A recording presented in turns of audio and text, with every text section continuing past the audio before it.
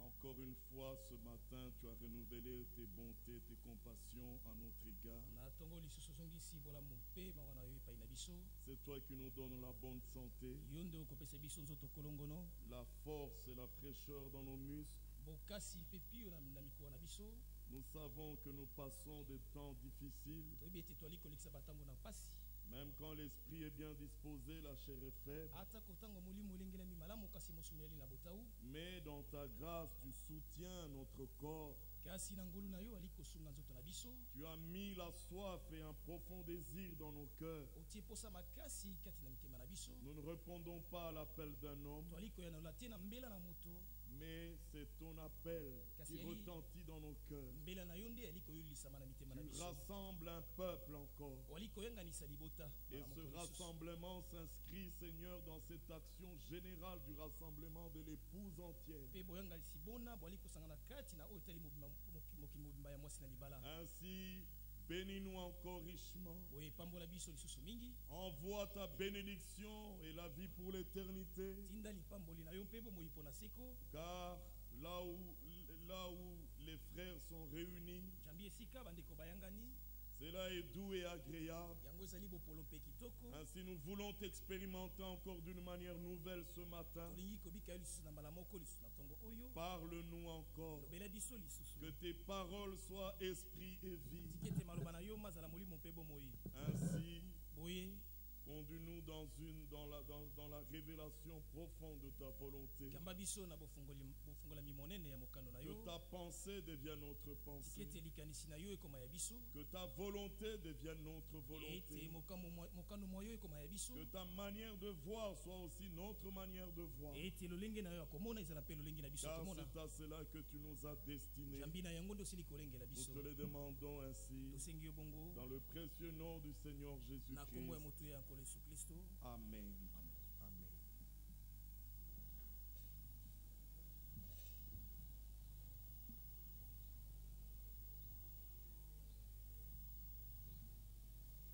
Nous chantons un cantique déjà. Pendant que les autres s'approchent encore.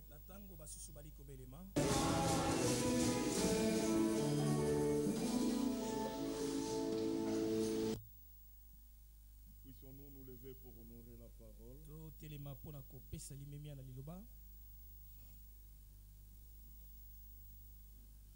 Nous allons lire dans le prophète Jérémie.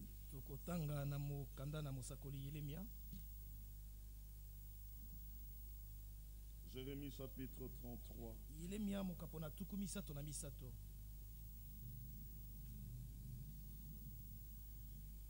Verset 2. Ainsi parle le Seigneur qui fait ces choses, le Seigneur qui les conçoit et les exécute. Il s'agit d'un programme que lui-même a conçu et puis lui-même exécute. Lui dont le nom est Yahvé. Invoque-moi, je te répondrai. Quoi que tu demandes, moi je t'annoncerai des grandes choses, des choses cachées que tu ne connais pas. Amen. Verset 6. Parmi les choses cachées, nous avons de glorieuses promesses. Voici, je lui donnerai la guérison et la santé, je les guérirai.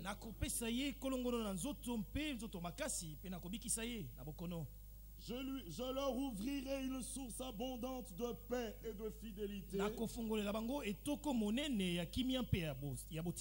Je ramènerai les captifs de Juda et les captifs d'Israël. Écoutez, et je les rétablirai comme autrefois.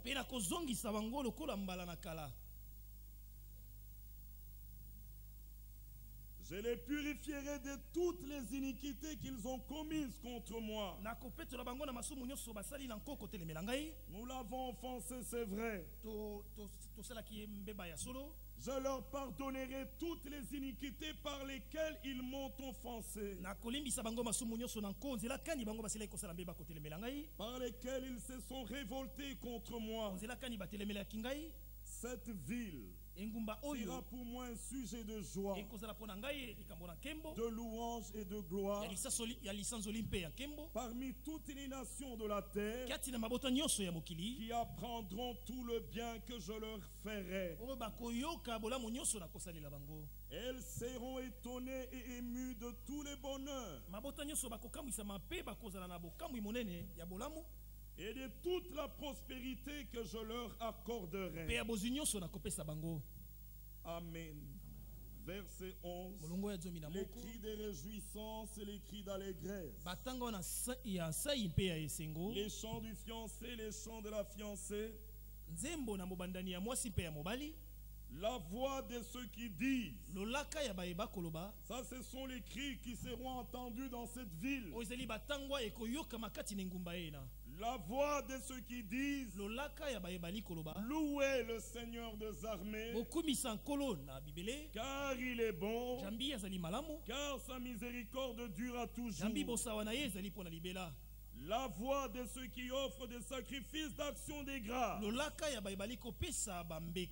dans la maison du Seigneur. Action de grâce, action de grâce. Et nous les louons en entendant tout ce qu'il a fait pour nous. Nous ne venons pas comme des affligés ou des malheureux, mais la voix de ceux qui offrent des actions de grâce dans la maison du Seigneur. Car je ramènerai les captifs du pays.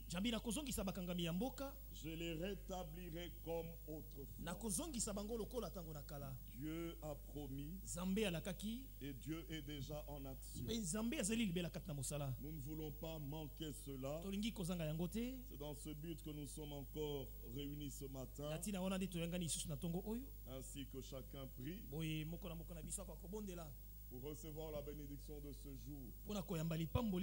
Que le Seigneur le rende attentif et que le pain quotidien, tu puisses vraiment le recevoir pleinement. Prions tous ensemble. Nous te remercions, Père Céleste, pour ta bonté, ta fidélité ce matin. Les visibles sont passagers et les choses invisibles sont éternelles. Et c'est à ça que nous nous attachons.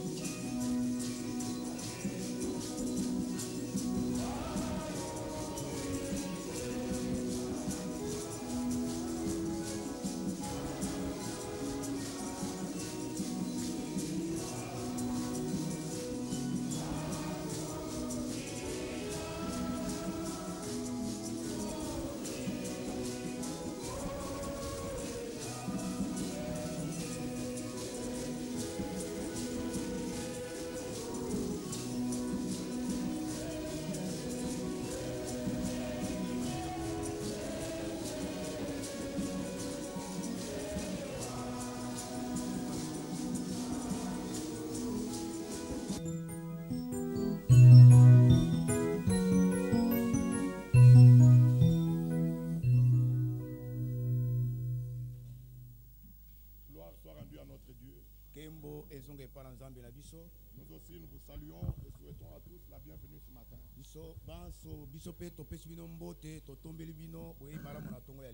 C'est pour nous un réel privilège que nous puissions nous réunir autour de la parole. Parce qu'en ce temps, le Seigneur a parlé. Et les hommes sont censés avoir arrêté avec leur programme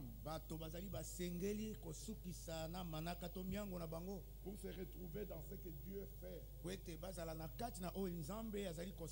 Mais malheureusement, ils prennent la course comme avec des chevaux. Peut-être que même ils peuvent parler de plans, mais ils ne veulent pas arrêter leur voix. Ils ne veulent pas permettre que le Seigneur trouve son chemin avec eux. Cependant, le programme que Dieu avait déjà conçu à l'avance, à Golgotha, Jésus a dit tout est accompli. Bref, ce plan a été mis à exécution par Jésus-Christ. Et toutes les promesses, comme il est écrit dans 2 Corinthiens 1, 20, sont oui et amen en Jésus-Christ. La promesse disait mon juste vivra par la foi. Nous remercions Dieu ce matin de ce que nous ne sommes pas réunis autour de pensées théologiques, ou des opinions ou des interprétations. Non, nous sommes réunis autour de la pure parole de Dieu. Tous ceux qui savent que Jésus revient bientôt doivent exiger la parole et la parole seule. Ne même pas chercher à se faire plaisir à soi-même. Non, mais être conscient que mon premier ennemi c'est d'abord moi-même. Parce qu'il y en a qui écoutent la parole, mais ils entendent leurs propres pensées. C'est ainsi que les uns disent amen, les autres se taisent. Les uns pensent qu'ils ont dit amen à la parole, tandis qu'ils disent amen à leurs pensées. C'est pas suffisant. Ainsi, aujourd'hui, nous sommes appelés à croire en toutes choses comme disent les Écritures. Sinon, ce serait en vain que Dieu a envoyé son prophète. Frère, un prophète promis. Comme Jean-Baptiste était un prophète promis. Pour introduire le Messie promis. Lui, l'époux, à qui appartient l'épouse. Comme il en fut de l'époux, pour l'épouse aussi, il fallait un prophète promis pour appeler à sortir cette église épouse de Babylone, de toutes les interprétations, dénominations, toutes ces églises de réveil, afin qu'elles soient préparées.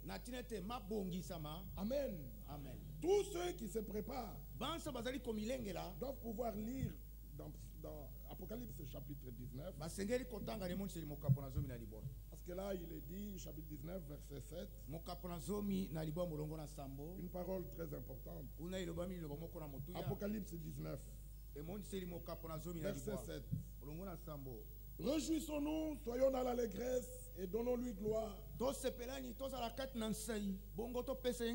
Car les noces de l'agneau sont venues. Son épouse s'est préparée. Ceci est le temps de la préparation de l'épouse. Le matériel, c'est la pure parole originale de Dieu. Et il lui a été donné de se revêtir d'un fin lin éclatant, pur. Car le fin lin Ce sont les œuvres justes des saints. Le centre de notre prédication demeure et demeurera jusqu'à ce que Jésus revienne. Jésus-Christ est alors Jésus-Christ crucifié. Dans 1 Corinthiens, nous lisons cette parole connue de tous. 1 Corinthiens chapitre 2. Nous lisons au chapitre 2, verset 2. Commençons au premier verset. Pour moi, frère, lorsque je suis allé chez vous, ce n'est pas avec une supériorité de langage ou de sagesse que je suis allé vous annoncer le témoignage de Dieu.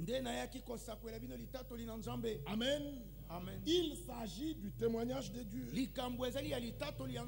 Car je n'ai pas eu la pensée de savoir parmi vous autre chose que Jésus-Christ et Jésus-Christ crucifié.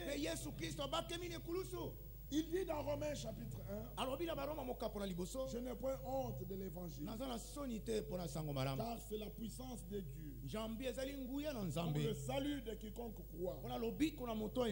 Gloire soit rendue à notre Dieu. 1 Corinthiens chapitre 1, il est dit au verset 30. Or c'est par lui que vous êtes en Jésus-Christ, lui qui, Dieu qui a rendu témoignage à son Fils. C'est par lui que vous êtes en Jésus-Christ, qui, par la volonté de Dieu, a été fait pour nous sagesse, justice, sanctification et rédemption, afin, comme il est écrit, que celui qui se glorifie se glorifie dans le Seigneur. Il est écrit dans Ésaïe, toute notre justice devant toi n'est qu'un vêtement souillé. Les œuvres justes des saints, ce sont les œuvres du juste dans les saints. Le juste, c'est Jésus-Christ. Il a été fait justice pour nous. Ce n'est que quand tu crois en Jésus-Christ, tu crois dans l'œuvre qu'il a accomplie à Golgotha. Que tu crois ainsi, quand tu crois dans l'œuvre qu'il a accomplie à Golgotha, tu es justifié de toutes les œuvres mauvaises. Et Dieu te déclare juste. Il a dit, mon juste vivra par la foi. Ce n'est pas par les œuvres, afin qu'aucune personne ne se glorifie. Lisons dans Éphésiens chapitre 1.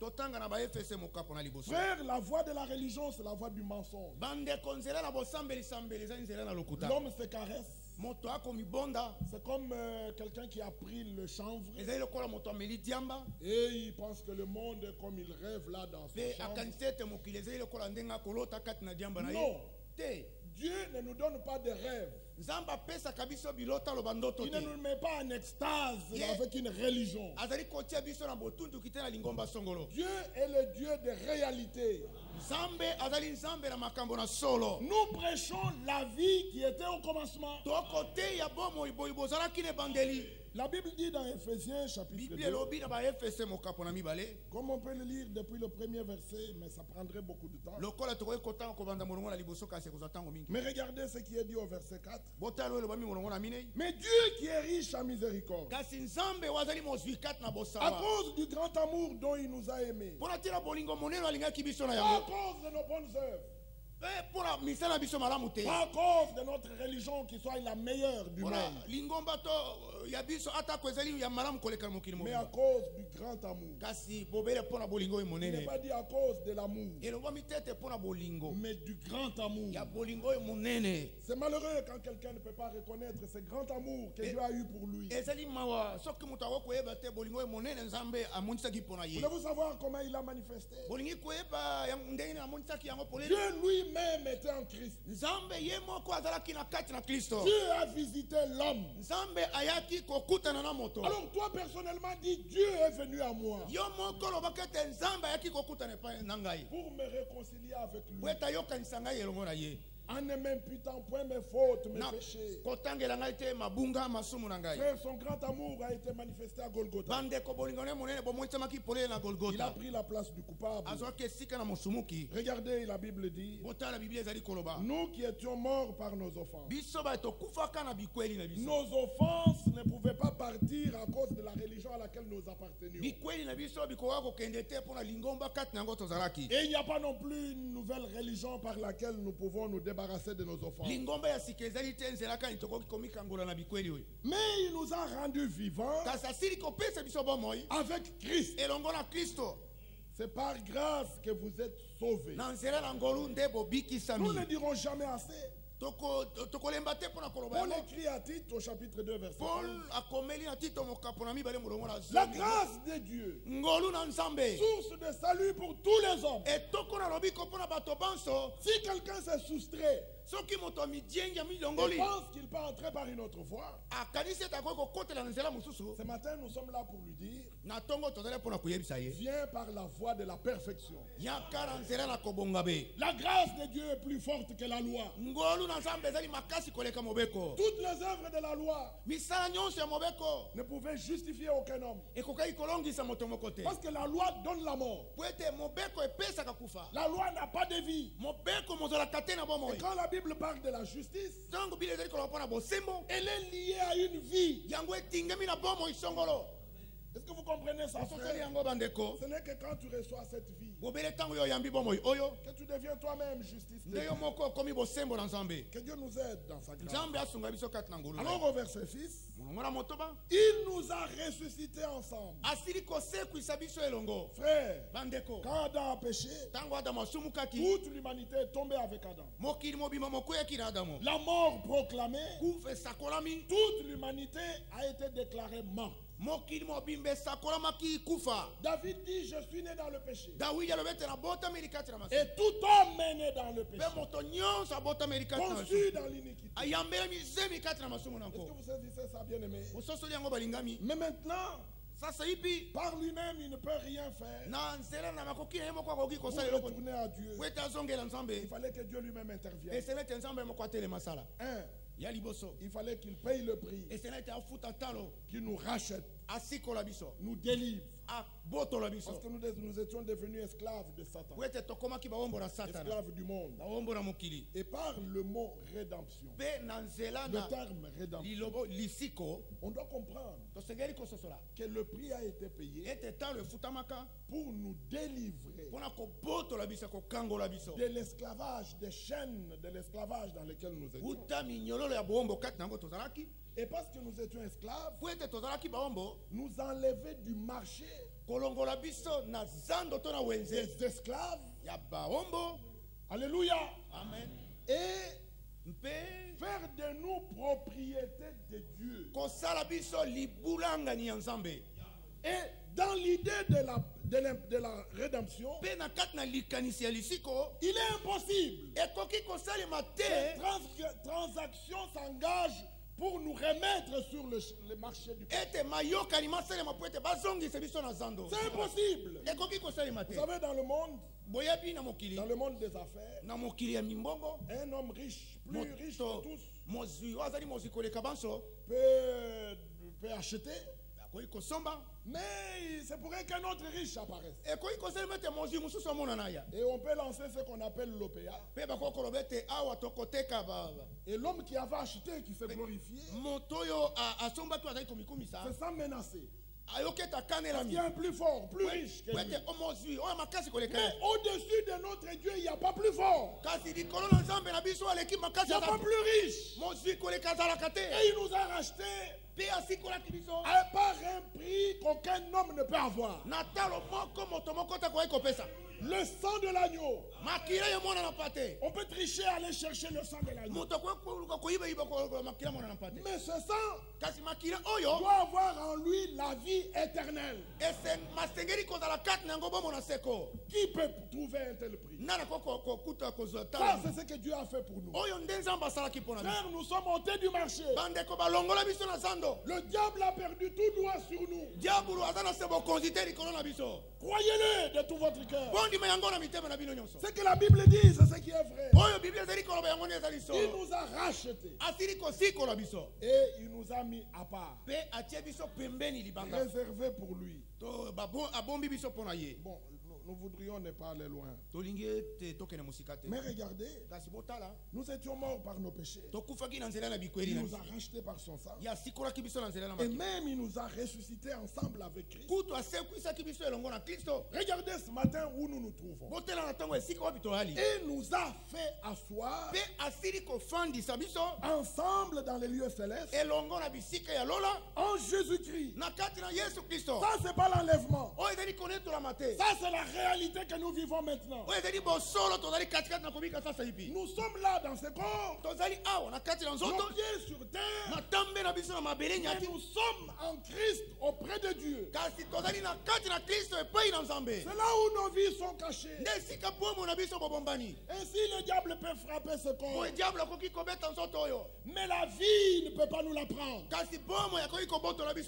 C'est la meilleure part qui ne sera jamais ravi. Vous connaissez ce que Jésus avait dit à Marthe. Marthe s'est battue pour faire beaucoup de choses. Beaucoup de programmes, beaucoup de plans. Et il voulait plaire à Dieu. C'est ça la voie dans laquelle se trouvent les églises. Ne vous laissez nullement séduire. De quelque manière que ce soit. Parce que quelques-uns disent, frère, nous sommes arrivés là. Et aussi, ils baptisent au nom de Jésus. Mais ça ne veut rien dire. Parce qu'aujourd'hui, l'exigence est chaque semence doit se reproduire selon son espèce. La l'hybridation intolérable a lieu dans cette génération. Dans le naturel, comme dans le spirituel. Et déjà Dieu avait dit à Israël dans le naturel, tu n'ensemenceras pas ton champ de deux espèces de semences différentes. Vous avez déjà lu ça? Lévitique 19. Ainsi, parce que la parole de Dieu, c'est la semence de Dieu. C'est ce que Jésus dit dans Matthieu. Matthieu 13. Luc 8. Et Marc 4. Et puis il dit, nous aussi, nous sommes la bonne semence. Lui-même, il est la semence de Dieu, promise au jardin d'Éden. Il n'était pas mélangé. Le sang de Marie, même pas une petite cellule de Marie n'a été retrouvée. Joseph n'est nullement son père. Tout est divin, déposé dans Marie. La parole de la promesse est venue à Marie. Marie a cru. Et le Saint-Esprit l'a recouvert. Et le Saint-Enfant qui naquit est appelé Fils du Dieu très haut. Ainsi, il est le résultat de la pure parole. La parole pure. Aujourd'hui, n'essaye pas de prendre un seul petit mot contraire au terme de l'écriture. Les gens nous trouvent drôles ici. Je ne sais pas si je vous ai raconté cette histoire. Une fois on était au deuil à Ngringiri. il y a le petit frère de frère Nono. Grand frère de ma femme qui est décédé. Et le soir après l'enterrement, les gens étaient assis. Et un des amis de Nono, de frère Nono était là. Et il lui disait, mais c'est l'église. Est-ce que vous connaissez l'église qui est sur 18e rue? Parce que là-bas, c'est seulement l'écriture.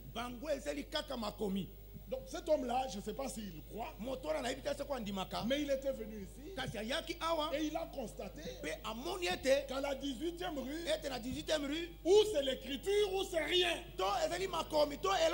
Alors il dit, est-ce que vous êtes comme eux? Nous avons éclaté de rire. On a dit, oh, il y a des hommes qui viennent, qui écoutent. Alors nous voulons qu'on les sache véritablement. Nous ne sommes pas ici pour prêcher Branham. Nous ne prêchons pas Ewald Frank. Nous ne nous prêchons pas nous-mêmes non plus. Nous prêchons Christ crucifié. Qui est-il? Il est la parole faite chair. Si tu aimes Jésus, tu aimes la Bible. En tout, tu demanderas. Que dit l'écriture? Bon, revenons un peu à ceci. Parce qu'il s'agit que les œuvres justes des saints soient ressorties. Mais regardez ce que Dieu a fait. La Bible dit, il nous a ressuscités ensemble et nous a fait asseoir ensemble dans les lieux célestes, afin de montrer dans le siècle à venir l'infinie richesse de sa grâce par sa bonté envers nous en Jésus-Christ. Dans cette génération, il faut que l'infinie richesse de sa grâce soit manifestée. Car c'est par la grâce que vous êtes sauvés. Croyez-le par le moyen de la foi, pas par un autre moyen. Et cela ne vient pas de vous, c'est le don de Dieu. Jésus dit à la Samaritaine, si tu connaissais le don de Dieu, et qui est celui qui te parle? Mais celui qui lui parle, c'est lui le don de Dieu, le produit du grand amour de Dieu, la manifestation même de sa grâce. Et alors il dit au verset 9, verset 9, car il dit, ce n'est point par les œuvres, afin que personne ne se glorifie. Il y a des hommes qui aiment bien se glorifier. La contradiction est très grande aujourd'hui. D'une part, les hommes exaltent la grâce. De l'autre, ils jugent et condamnent les autres comme si eux sont des démons. Mais il y a quelque chose qui ne va pas. Ça, c'est contradictoire. Si cela est arrivé avec toi, et que tu sais que tu ne peux pas te glorifier par toi-même, mais aie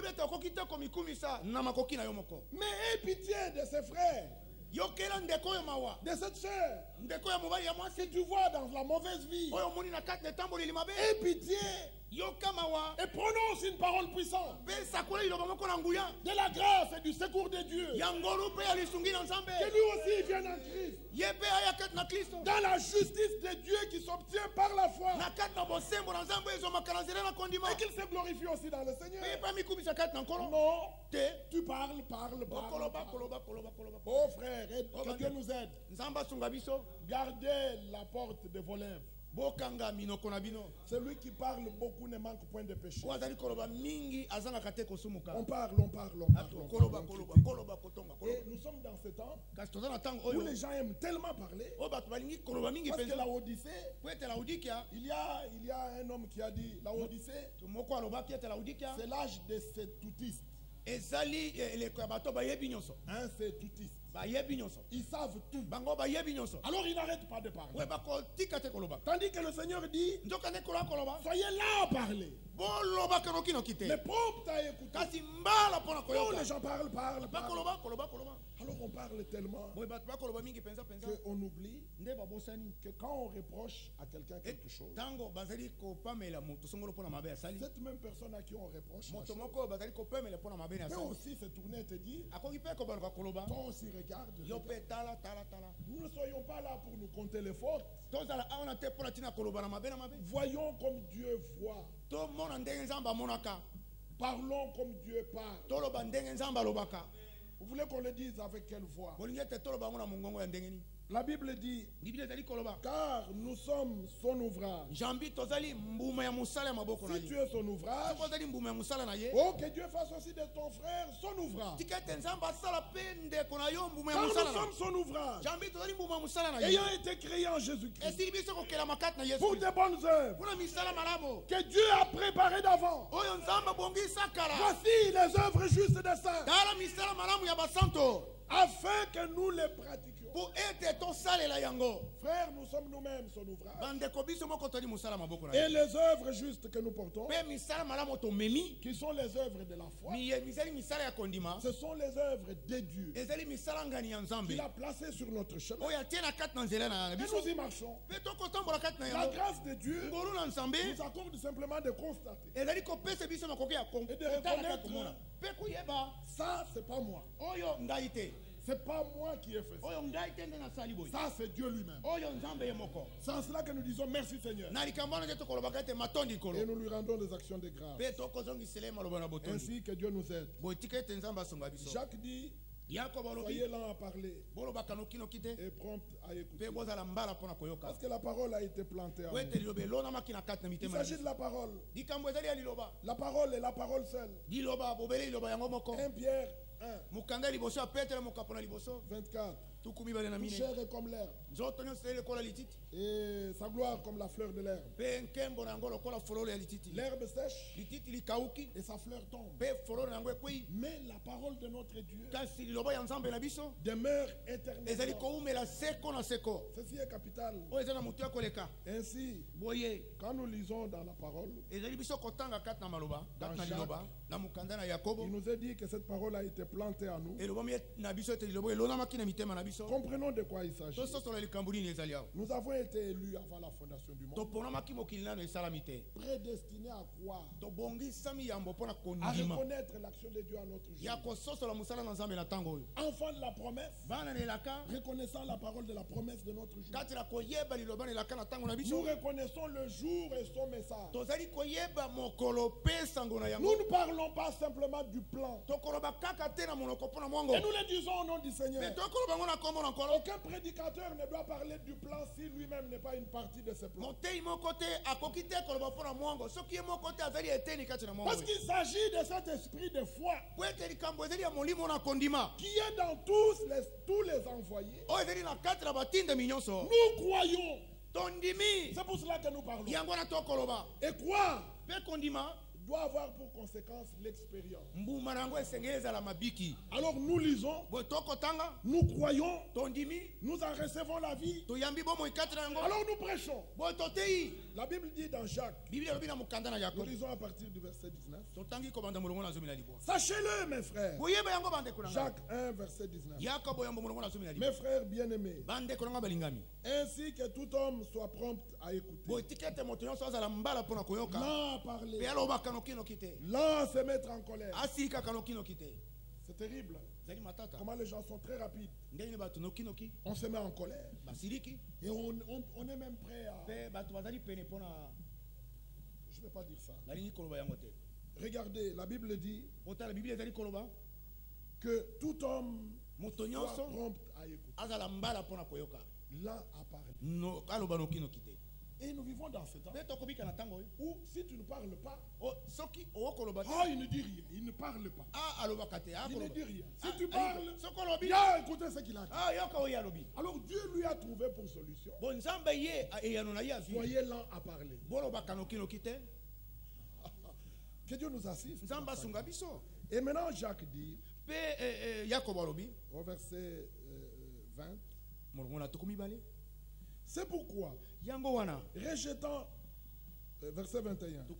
Rejetant toute souillure et tout débordement de méchanceté, recevez avec douceur la parole qui a été plantée en vous et qui peut sauver vos âmes. Amen. Amen. Verset 18. Il nous a engendrés selon sa volonté par la parole de vérité, afin que nous soyons en quelque sorte les prémices de ces créatures. Cette parole a été plantée en nous. Et en écoutant cette parole proclamée, nous sommes engendrés selon la volonté. La Bible dit au commencement était la parole. La parole était avec Dieu. La parole était Dieu. En elle était la vie. Et la vie était la lumière des hommes. Mais les hommes ont préféré les ténèbres à la lumière. Elle est venue chez les siens. Et Israël. Et les siens ne l'ont point. Mais ne pensez pas que c'est tout Israël qui ne l'a pas reçu. La partie élue reconnaît toujours la visitation de Dieu. Mais à tous ceux qui l'ont reçu, à ceux qui croient en son nom, il a donné le pouvoir de devenir enfants de Dieu, lesquels sont nés non de la volonté de l'homme, ni de la chair, mais de la volonté de Dieu. Il nous a engendrés par sa volonté. Frères, toutes les interprétations passeront, quelle qu'elle soit, même si celui qui le prêche avec force puissante. Nous sommes calmes, tranquilles, parce que nous croyons et nous savons que seule la parole de Dieu demeure éternellement. Ne vous battez pas. Discussion. Non. Sois calme, tranquille. Toi-même sois sûr que tu as une relation personnelle. Sa vie a été déposée en toi. Toi-même. Et le témoignage de Dieu en toi. Et Jean 5. Lui-même qui avait rendu témoignage à son fils. Romains 8:16 dit. Son esprit rend témoignage à notre esprit. Chaque fils et fille de Dieu doit avoir le témoignage de Dieu en lui. Sois sûr. Tu dois pouvoir dire comme Paul. Déjà Job l'a dit dans l'Ancien Testament. Sous le sang de bêtes. Il dit je sais. Paul dit je sais en qui j'ai cru. Chacun de nous doit pouvoir dire ça. Pas un slogan, mais une réalité. La vie en toi. Son esprit rendant témoignage à ton esprit. Non seulement rendant témoignage, mais le témoignage lui-même en toi.